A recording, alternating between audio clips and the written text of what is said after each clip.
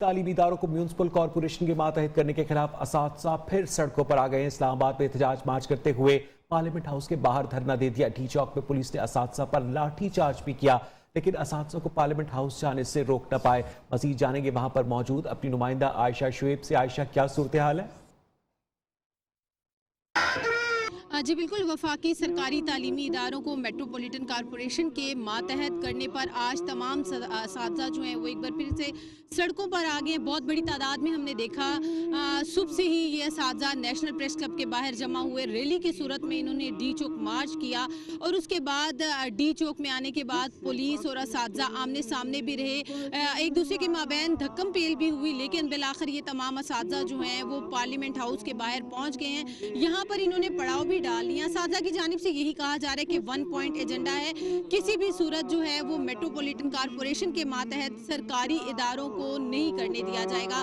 इससे कबल भी इनकी जानिब से एहतजाज किया गया था और इनको यकीन दहानी करवाई गई थी कि इनका जो 1 पॉइंट एजेंडा है इनका मुतालबा पूरा किया जाएगा, लेकिन मुतालबा पूरा नहीं हुआ, जिसकी वजह से आज की डेडलाइन दी गई थी। तमाम असातिज़ा जो है यहाँ पर पार्लियामेंट हाउस के गिर्द जमा होकर बैठ गए हैं और यही कहा जा रहा है कि इनका पुरअमन एहतजाज है। जब तक इनके साथ कोई मुज़ाकरात नहीं होते या इनको यकीन दहानी नहीं करवाई जाती, ये इसी तरह एहतजाज का सिलसिला जारी रखेंगे। बहुत शुक्रिया आयशा शुएब आपका। आपको बताएं कि सिंध के जिला खैरपुर में शाह अब्दुल लतीफ यूनिवर्सिटी की तालिबा को अगवा करने की कोशिश की गई। मज़ाहमत पर 3 तलबा जख्मी हो गए। कौमी शाहरा पर 7 से ज़ायद मुल्ज़िमान ने यूनिवर्सिटी बस को असले के जोर पर रोका और एक तालिबा को अगवा करने की कोशिश की। मज़ाहमत करने पर मुसल्लह अफराद ने 3 तलबा को जख्मी कर दिया, जिस पर तलबा और तालिबात ने रानीपुर कौमी शाहरा पर अगवाकारों की गिरफ्तारी के लिए धरना दे दिया। तफसीलात जानेंगे अपने नुमाइंदे मुजम्मिल हुसैन से। मुजम्मिल, अब तक मजीद क्या पेशरफ्त हुई है इस वाक़े पे?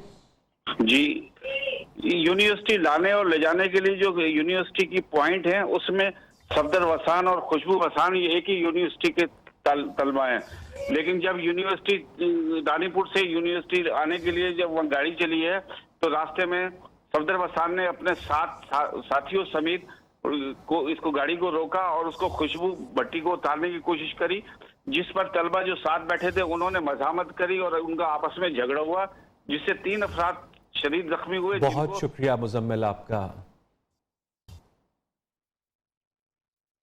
उधर इलेक्शन कमीशन ने सेनेटर फैसल वाउडा नाअहली केस का फैसला महफूज कर लिया। फैसल वाउडा की नाअहली के लिए दायर एक दरखास्त अदम पैरवी पर खारिज, जबकि दीगर तमाम दरखास्त गुजारों ने अपने दलाइल मुकम्मल कर लिए। समाअत के दौरान फैसल वाउडा भी कमीशन के सामने पेश हुए, जिसके बाद मीडिया से गुफ्तगू में फैसल वाउडा ने कहा कि इलेक्शन कमीशन में तमाम सबूत जमा करवा दिए हैं, लेकिन अपोजिशन की जानिब से कोई दलील या सबूत पेश नहीं किया गया, सिर्फ बहाने बनाते रहे। वेरी वेरी काइंड, जितनी चीज़ें हमें देनी थी, प्रूफ करनी थी सबूत समेत, वो हमने इलेक्शन कमीशन के आगे सबमिट कर दी, जो बड़ी क्लियरली बताती है कि before in time as MNA everything was done on my part और मेरी क्लैरिटी और मेरी इनोसेंस विद प्रूफ है। बाकी तरफ तो सिर्फ फोटोकॉपियाँ, अलग अलग डेट्स, अलग अलग कहानियाँ हैं, जिसका वाली वारिस ना खुद वो बन रहे हैं ना कोई और बन रहा है। आज आपने देखा कि अपोजिशन की साइड पे अफसरदगी भी है और शायद उनके दिल में खुशी है कि एक सही आदमी फाइट के लिए खड़ा हुआ था और खड़ा हुआ है और खड़ा ही रहेगा। वज़ीर आज़म इमरान खान लाहौर पहुंचे। स्पेशल टेक्नोलॉजी जोन का इफ्तिताह करेंगे।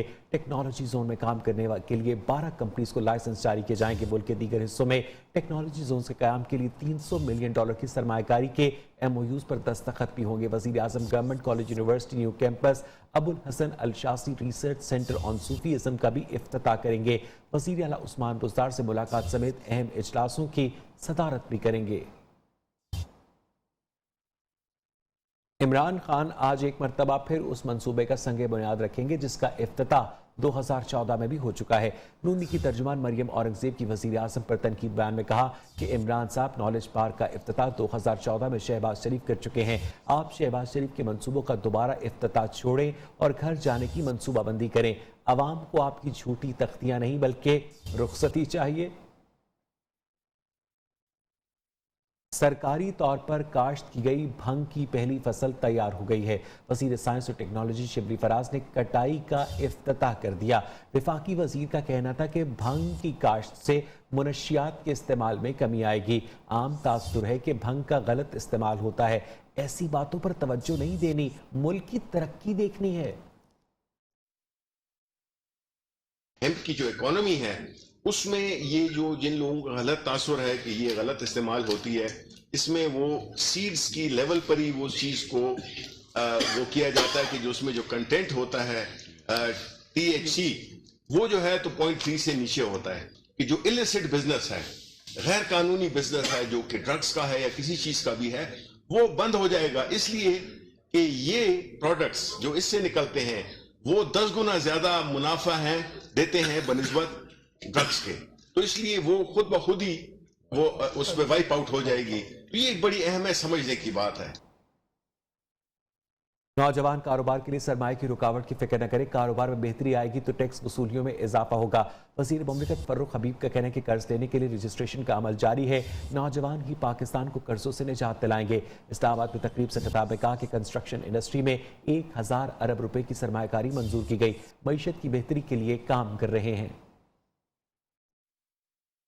آپ سبسڈائز انٹرسٹ کے اوپر منیمم 1 ملین روپیز 10 لاکھ روپیہ آپ جو ہے وہ ہمارے نوجوانوں کو فراہم کرے جن کے پاس آئیڈیاز ہیں، تجربہ ہے، کچھ کر دکھانے کا جذبہ موجود ہے، آگے بڑھنا چاہتے ہیں، تو 10 لاکھ روپے تک ان کے پاس سیڈ منی ایسی ہو کہ جس سے وہ اپنے کاروبار کا آغاز کر سکے. اس کے علاوہ 10 سے آپ 2.5 کروڑ روپے تک لون لے سکتے ہیں، اس کا پھر ڈیفرنٹ ماڈل ہے.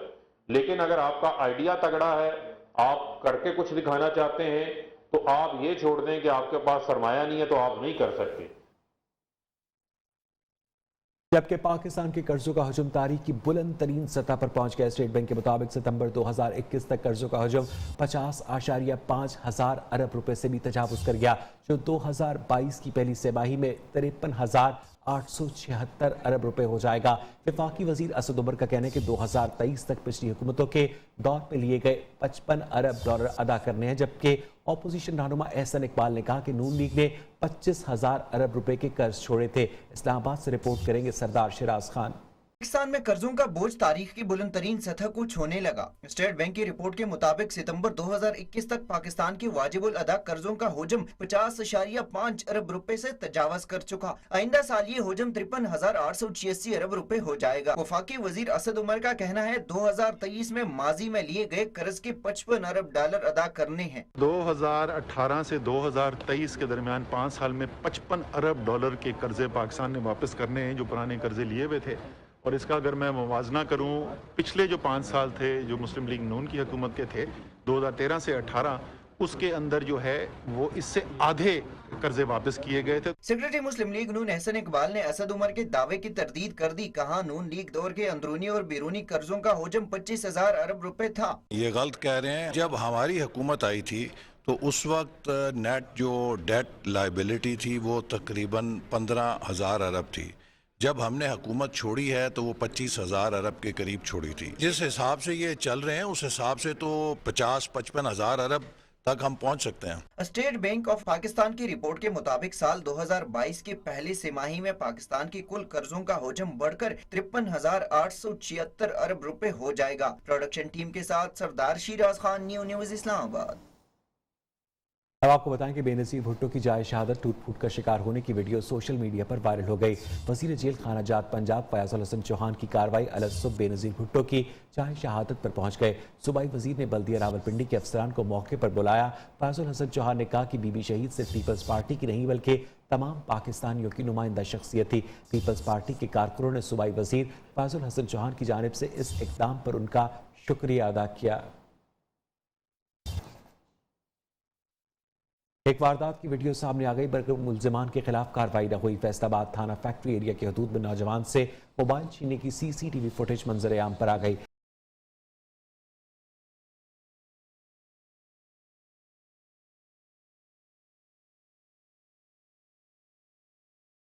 ہو چکے ہیں.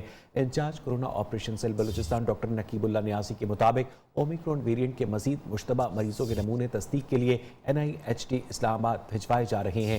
آپ کو ایک مرتبہ پھر اپڈیٹ کریں کہ بلوچستان کے علاقے کلات میں اومیکرون ویرینٹ کے مزید 18 مشتبہ کیسز کا انکشاف ہوا ہے. اس سے پہلے کلات میں اومیکرون کے 12 کیسز رپورٹ ہو چکے ہیں. اور یہاں بلیٹن میں وقت ہوا ایک بریک کا.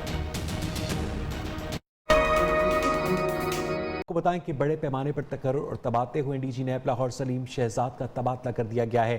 ग्रेड 21 के अफसर जमील अहमद को नैब लाहौर का नया डीजी तैनात किया गया है। इसी हवाले से तफसीलात जानेंगे अपने नुमाइंदे मोहम्मद उवैस से। उवैस, अपडेट कीजिएगा।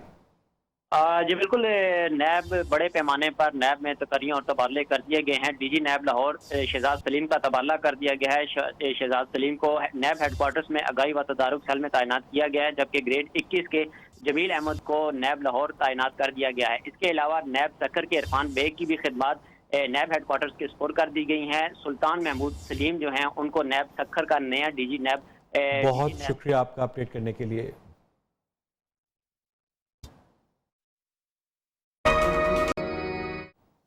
गंदम की आइंदा फसल में कमी का खदशा है। नवंबर में डीएपी खाद की फरोख्त में 41% कमी वाक़ई हुई।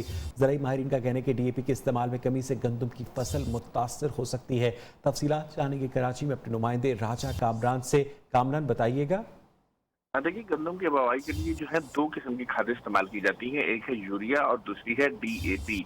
डीएपी खाद को जब गंदम की बुवाई बीज डाले जाते हैं उससे 2 महीने में इस्तेमाल किया जाता है, नवंबर और दिसंबर में। जो नवंबर का डेटा आया है वो ये शो कर रहा है कि इसकी 40% कमी है। डीएपी खाद बहुत इंपॉर्टेंट है इब्तदाई गंदम के पौधे को परवान चढ़ाने के लिए। और ये जो खाद है अगर कम पड़ जाए तो ये 40% जो है वो मुतासिर करती है पैदावार को। बहुत शुक्रिया राजा कामरान आपका। धुंध और स्मॉग खत्म होने के आसार पैदा होने लगे। 25 दिसंबर से मुल्क भर में बारिशें, जबकि पहाड़ों पर बर्फबारी होगी। महकमा मौसमियात के मुताबिक मगरबी हवाएं हफ्ते की शाम से मुल्क की बालाई इलाकों में दाखिल होंगी। मरी, गलियात, वादी नीलम, नारान, कागान, हुंजा और मालम चब्बा समेत बलूचिस्तान के इलाकों कोयटा, पशीन, ज़ियारत, किला अब्दुल्ला, हरनाई और चमन में बर्फबारी का इम्कान है। हफ्ते और इतवार को बलूचिस्तान और सिंध के मुख्तलिफ इलाकों में बारिश मुतवक्के है। इतवार से मंगल के दौरान इस्लामाबाद, कश्मीर, गिलगित बल्तिस्तान में बारिश हो सकती है।